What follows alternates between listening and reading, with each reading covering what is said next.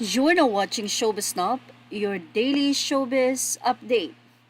Sila Catherine Bernardo at Daniel Padilla nga talaga ang naging center of attraction sa naging kasal nitong si Robbie Domingo. Well, sa nasabi nga pong kasal ay nandun din si Alora Sasam, ang nasabing BFF nitong si Catherine Bernardo.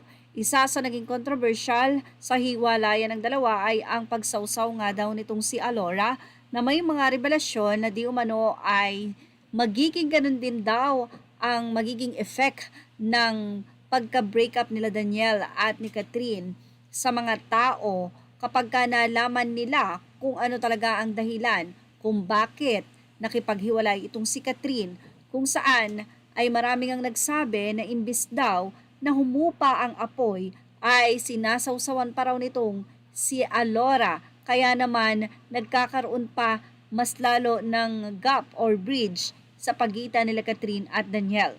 Bilang kaibigan ay dapat nga daw magkaroon pa rin ng magandang advices itong si Alora kay Catherine. Tila nabibrainwash pa raw ang ulo ni Catherine, kaya naman hanggang ngayon ay hindi na nga kumbagay makukuha pa ang matamis na oo ni Catherine. Pero sabi nga natin, napakaikli pa ng panahon simula nang sila'y mag-break. Nakita din natin katulad nitong wedding kung paano alalayan at talagang magsunod-sunuran, sumunod. Tignan nitong si Daniel si Catherine sa malayo ay nakita natin kung paano niya ninanais na humingi ng tawad at mapatawad siya at magkabalikan sila. Sigurado naman na iyon ang nais ni Daniel dahil kitang-kita naman kung gaano niya kamahal si Catherine. Pero mukhang dahil nga sa circle of friends nitong si Catherine Bernardo ay nagkakaroon nga ng malaking barrier sa dalawa. Nagkakaroon lang sila ng pagsasama kapag ka may mga event like this.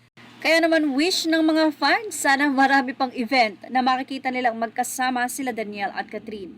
Sa naging caption ng isang video na ibinahagi ng mga fans, DJ is calling Kat sundo papunta sa reception, then Kat signed DJ to join her na lang. Let's respect both of them the way they still care and respect each other. Mukhang sa ganitong pagkakataon nga ay magkasama o si DJ ay sumabay na kay Catherine papuntang reception. Pero pagdating sa reception, meron nga silang kanya-kanyang inupuan or circle of friend na magkakasama na sila.